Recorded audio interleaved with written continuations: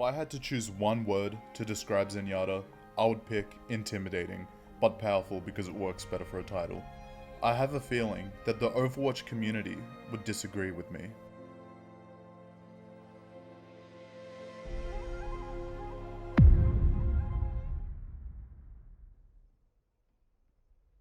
I think Zen is powerful because he has no mobility and no survivability. His back is always up against the wall, which means he always has one option, which is to stand his ground and fight, doesn't matter how big or small the enemy.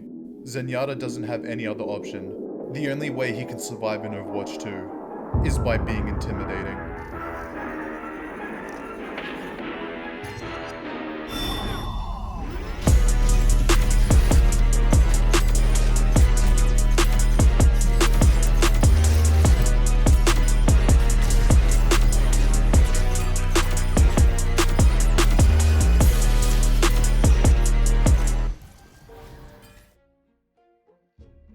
You're playing Ana and you're walking out of spawn when a Sombra appears behind you. What do? Well, you turn around and nade, hopefully get her with splash damage and cancel her hack, or if she's too far away, you sleep her. And because Ana's really good in those situations, she either kills the Sombra or forces her to run away. Nothing bad happens from fighting. This time you're walking out of spawn as Zenyatta. Sombra uncloaks behind you, you turn around to discord her, but because Sombra's like made to kill Zenyatta, you lose. So it's very safe to say Ana is better than Zen in that situation. But what about the opposite situation? When you're minding your own business, but a tracer decides to flank you. And this is where a really strong asset of Zen comes into play, that everyone either doesn't know about, or just conveniently doesn't talk about. My Junker Queen has a Harmony Orb. That's my job done, that's it. I'm now free to do whatever I want, which in this case is defend myself. And an important note to make is that I realize Junker Queen doesn't have her orb anymore, and that I don't need this discord on the Tracer, so I give it to the Orisa.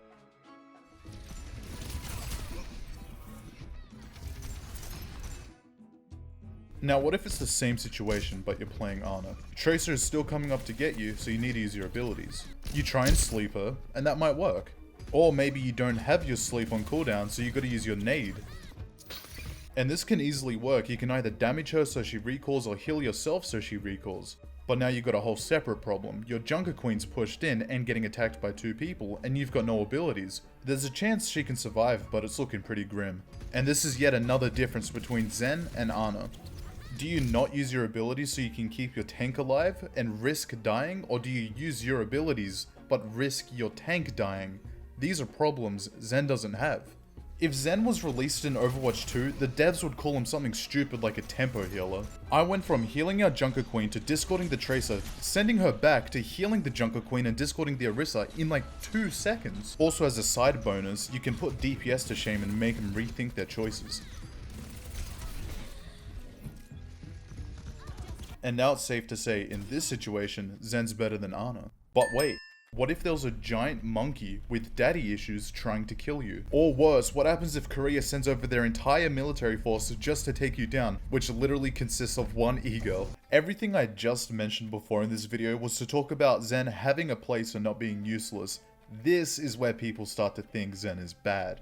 So let me introduce to you the body system. Simply hold tab, pick a character on your team that you think will protect you, and just follow them around. It's a very simple system. Zen has no mobility, so he needs a bodyguard at all times. Hence, the buddy system. It would make more sense to call it the bodyguard system, but still. Winston, dead. D.Va, double dead. Sadly, buddy system isn't foolproof. Sometimes an Orisa might just run you over.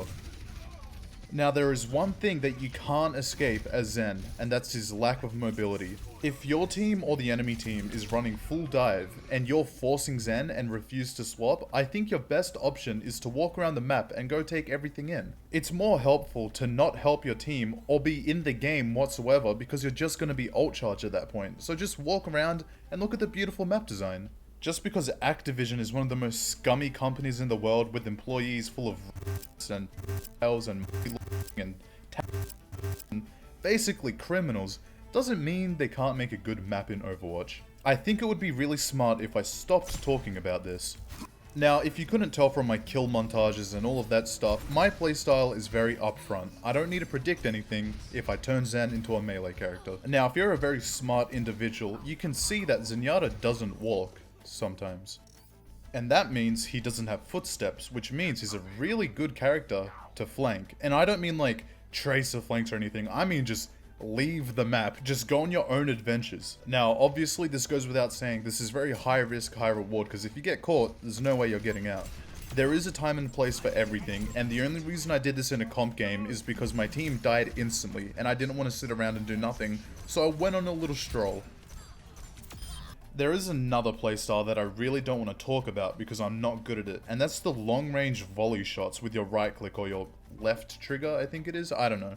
It's your charge shot. I've been playing Zen for a week now. I have 0 clips, 0 footage of me ever getting a kill with the right click. I swear to God, I had to go on practice range and just fuck around to get the footage. I'm telling you, there is no situation where I hit the right click ever. There is nothing. Even if I'm close range, I won't hit it.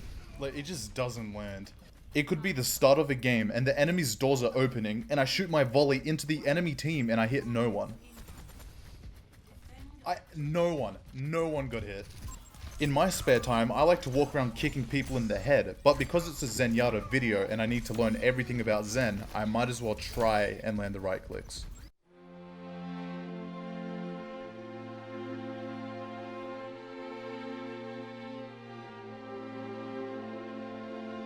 So all I did was spend one game only right-clicking, and I found out it's kinda easy to use and it's really important, and I've been neglecting it, and it's probably why I suck at Zen. Here's a montage of me learning. Dude.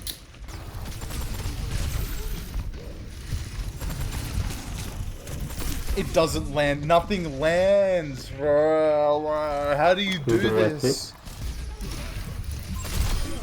Okay. Let him cook. Let him cook. They don't hit. Good miss. Oh.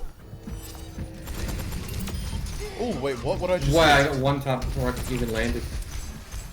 That was like a pre-shot. Oh, I'm believing. So volleying is still my worst part about Zen. Like, I still kind of suck at doing that. But now we can talk about the most important thing, which is also the most uninteresting thing, so it's very unfunny to talk about, his ult. In Overwatch 1, Transcendence was like the most important ult in the game. But in Overwatch 2, I kind of use it to engage the enemy now. After my many hours in Overwatch 1, everything in my soul is telling me save your Transcendence for Blade. And that's exactly what I do. But the thing is, Junker Queen just antis my like backline, and then the Genji gets the kill anyway, so like I'm just fucking sitting around doing nothing. And then of course, just because of the way I like to play Zen, I use my Transcendence to just reposition basically and flank and get a kill. Don't get me wrong, Transcendence is still one of the best ults in the game. You're still doing 300 healing a second in an AoE area. It's just in the game of Overwatch 2, it kind of doesn't... In Overwatch 1, everyone is always together, so you're always getting that maximum value from Trance. Now in Overwatch 2, everyone's going everywhere, so you're just kind of like chasing after one person who needs the most healing, you know what I mean?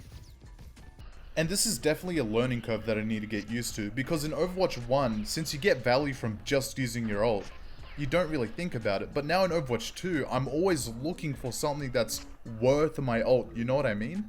And in this slow motion footage, I'm showing my Winston dive, get critical, and then my Genji go in and also get critical. That is worth my Transcendence, but I'm so hardwired to think if it's not Grav Dragon, Nanoblade, or anything like that, it's not worth it. But in Overwatch 2, that scenario is more than worth it. So I just end up letting my tanks die half the time and then trancing way too late. I would like to formally apologize because I wanted these videos to be more heavily edited and have a script, and this Transcendence rant is a rant, and it's not the quality that I was kind of going for, or the type of conversation I'm going for, including this, what I'm doing right now. But I just want to say, Trance is like, you can't really do anything cool with it, you can't make any cool editing things, so that's just my excuse of why the video sucks currently. I'm sorry, I'm gonna end it right now. Man, I'm feeling so healthy right now. I sure hope my bedtime... Oh, it's 1:37.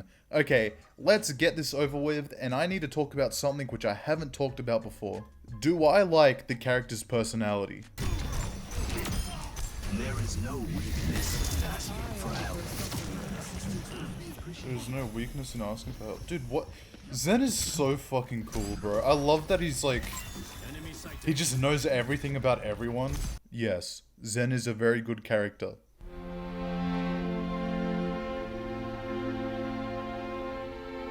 Zen is one of the best written characters in this entire game. He has so little substance, but so much at the same exact time.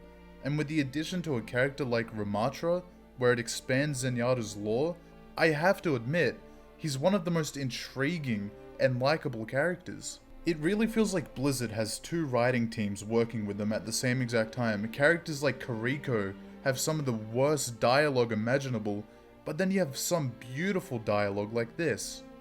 There is a new sadness in you, brother. No. I've simply grown tired of pretending I am content. Perhaps I can share your burden. You already do.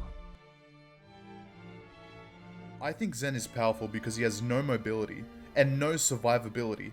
His back is always up against the wall, which means he always has one option, which is to stand his ground and fight, doesn't matter how big or small the enemy. Zenyatta doesn't have any other option. The only way he can survive in Overwatch 2 is by being intimidating.